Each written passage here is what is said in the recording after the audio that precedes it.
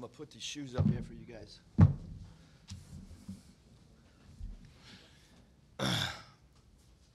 Very good. CJ, get us started. All right, Coach, you guys gave up some threes today here in the first half and second half, but in that last 4 or 5 minutes, you guys kind of locked in and locked down on defense. What did you guys do defensively to slow this team down in the last couple of minutes of the game? Yeah, I can promise you guys that defending the three was part of the game plan coming in. We seem to have solved, most of the issues that have come up through a small 3-game sample size. We have not solved defending the three-point line. I thought we were close to guys, but they still made threes. And so we changed our defensive coverage the last 4.5 minutes and started switching more. That helped us tremendously. But there's not many games I've coached where teams made 27 field goals and 17 of them are from three. Give them a ton of credit. They play hard. They cut hard. They know their roles. Having said that, it was good for us tonight. I mean, Devo not being available down the stretch. We had other guys step up. I thought Chris Likes was phenomenal. And then JD, when he slid over to the point guard, did really well, 9 assists. That's, when he plays like that, only 1 turnover, phenomenal assist-to-turnover ratio. Jalen Williams, 7 assists, 0 turnovers. A lot of things to really like. I mean, you're not going to find many teams at any level that score 93 points and only have 5 turnovers. So taking care of the basketball, we did an incredible job and put 53 points in the second half. Was, offensively, I thought we were really good. Bob. Eric and Green hit that three to give them, I think, a 78-77 lead with like 3:11 left, and they got the momentum, and you guys are the ranked team at home, probably feeling pressure, but you guys responded with a 13-0 run. What'd you think of that? What do you think that says about the team at this stage? Yeah, I mean, I said it on the radio show the other night that and I don't know if it's a word, but we have a lot of spurtability at times. I mean, we've proven now that we can come at you real quick and strike and go on a 13-0 run or go on a 25-5 run. Like we've done that, and we historically, been really good in the second half, and tonight, the same thing. I mean, you want your team to close the game properly, which we did. And look, there's not many teams are going to make 17 threes on you, and you're going to come out and win. So we did a lot of good things. I thought we had some crucial steals, especially on some baseline out of bounds stuff. So I'm pleased. I mean, we get some days now and get ready for Kansas State and get ready to play back-to-back games. And this is a team, the program has beaten a lot of Power Fives. I mean, they a lot, like 25 of them in 15 years. Just did you get a sense they were coming in here and kind of just taking free swings, and you guys had to just survive it? Yeah, again, we won by 13. I know it was close, for most of the game. They did a great job. They're really well coached. They came in here to win, and that's why it's probably really hard for them to schedule games because people probably don't want to play them. I got incredible faith in Coach Ruda in putting together a schedule.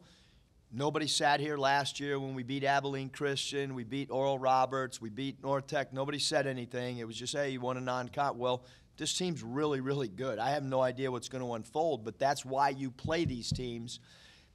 You're better off playing Oral Roberts, who makes it to a Sweet 16 or whatever, or North Texas, teams that beat Purdue. You play those teams, it's just as good as playing a team that's in 9th place in a Power 5. And so we study, or Coach Ruda studies, and he tries to challenge us with teams that we think are going to finish in the top 2 or 3 in their conference, and then you never know how anything's going to play out till it plays out. But that team is so experienced, and that team won 20-plus games 2 years ago before the COVID season, and when they had A.J. Green, number 4, for a full year, mean, you're talking about a guy 2 years ago was player of the year in a conference, and he's 2 years older. Coach, Jalen was able to come back in there late and just had a couple blocks and a putback, pick and roll score. You talked about the strong finish. What was his impact on that? Yeah, I thought he played phenomenal. You know, we got to get him healthy. He's banged up pretty good. You know, if he's unavailable, we need somebody else to step up. But, you know, we needed him down the stretch for sure. I mean, his passing is, you know, it's insane to think he's got 17 assists in 3 games. And then you guys had 6 players in double figures, 21 assists, 5 turnovers.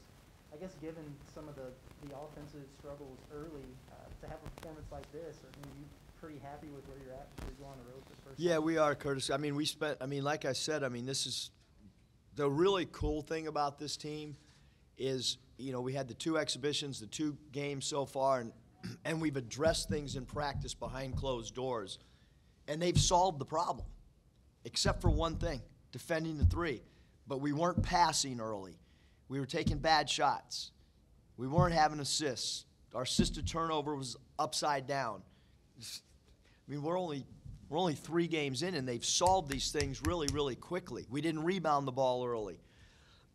Can still get better in that area, but in all reality, like right now, the one thing we're not doing is just defending that 3-point line. And it's, you know, mind-boggling to me because we were so good 2 years ago. We were pretty good last year, but I mean, we led the doggone nation 2 years ago doing the same freaking drills.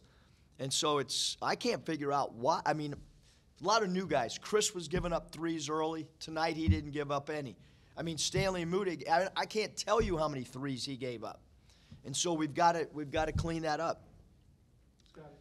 Because JD flirted with a triple double tonight, but when he got that steal near midcourt, it looked like you were pretty fired up for him. I'm curious if you could maybe describe the emotions of that moment with JD, and then maybe what keyed those 9 assists. Yeah, I mean, I'm just so proud of how he's you know, like, I mean, he defensively was not good a year ago, the first half of the year. So all non-conference, I felt like he really, really, really had to improve as an individual defender and a team defender. Right now, he's probably as good as anyone we have on our roster as a team defender, and now he's turning into a go-to defender, stopper for us. And he's creating offense through his steals and his activity on the ball. So we have 2 guys defensively that other guards do not want to play against in Devo and JD. Coach, you guys have a lot of transfers on this team. How difficult is it to get them up to speed and comfortable with what you're trying to do? Yeah, I mean, I think they're doing a great job. Like I said, I mean, they're sharing the ball.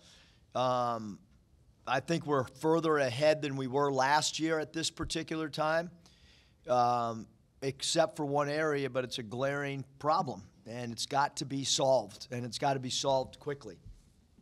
What did you see on Devo's flagrant foul injection? Was it a frustration thing, and he just kind of got physical with the guy, or what do you think happened there? You know, Bob, I didn't really see it, to be honest with you. I had looked back at the bench. I know there was some, there was some words to the bench at one point because somebody had said something. I didn't notice it, but somebody had said something during the game. It was a physical game. There were, and so, it happened. And, we talk about keeping our composure and how much we need him, and you move on. CJ. Hey, Coach, you talked about combinations coming into the season. How are you liking this JD and Chris Likes combination tonight? 26 points off the bench for Likes. JD flirted with the triple-double. How are you liking that combo right now? Yeah, I thought, both those guys put so much pressure on the defense because they can both really score the ball. They both are a three-point threat. They're both really good foul shooters. So when you add good ball handlers, three-point range, deep range, quickness, ability to get to the rack or the cup, all good things.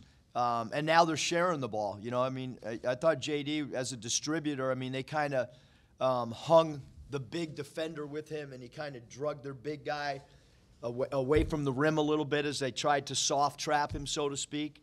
And instead of forcing the issue, he made the extra pass. You had JD coming off the bench last year. Now you have Chris. Is there something specific you like about him coming off the bench, or could he maybe play himself into the starting lineup? I really like him coming off the bench. I really like JD coming off the bench. As a coach, I want to look down there and feel like we have some pop. And last year, I felt like if we got down in a game, that JD could come and change the complexion of the game. And I feel the same way about Chris. He's had a great attitude about it. We've talked about it. We've discussed it. I think he's become comfortable in it. I think every player wants to start, but we have not gotten any resistance whatsoever. And quite frankly, wherever he plays next year, probably going to come off the bench. So it's not bad to learn that role. I guess Green and Burr, how you knew about, but was Heiss a surprise, the freshman guard?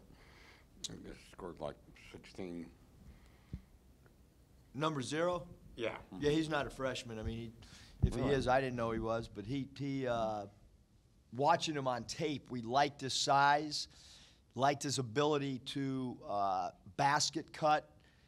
You know, we knew that they'd come in with both smaller point guards, 22 and Bourne, and slide him to a little bit of 2 or 3. But I thought Zero did a really great job. We did not anticipate, Nate, that he could knock down the 3 ball like that based on his stats last year. He's not a freshman, correct? He's sophomore. They listed as a freshman because of COVID year. Yeah. So based on his stats last year, Nate, we felt like, you know, he was a guy that was a great complementary piece to them. But he was not a guy that we had designated a red shooter, which red shooters in our terminology are great shooters. So his threes, I'll take those, the 2 for 4. That's on me. Poor scouting. Eric, do you think you guys will get the 3-point defense, you know, figure it out? And you know, this is a pretty veteran, good shooting team, too. How much of tonight do you give credit to Northern Iowa, maybe, too? Well, they haven't shot the ball very well before they met our defense. So our defense gave them confidence. The question was how confident that we will get better defensively from 3, because it will be drilled like you can't believe. Between now and the Kansas, we will get better defensively. I promise you. I got some drills. I can't wait. I believe it. You got something heavier than brakes? I'm going to find something. Thanks, you guys.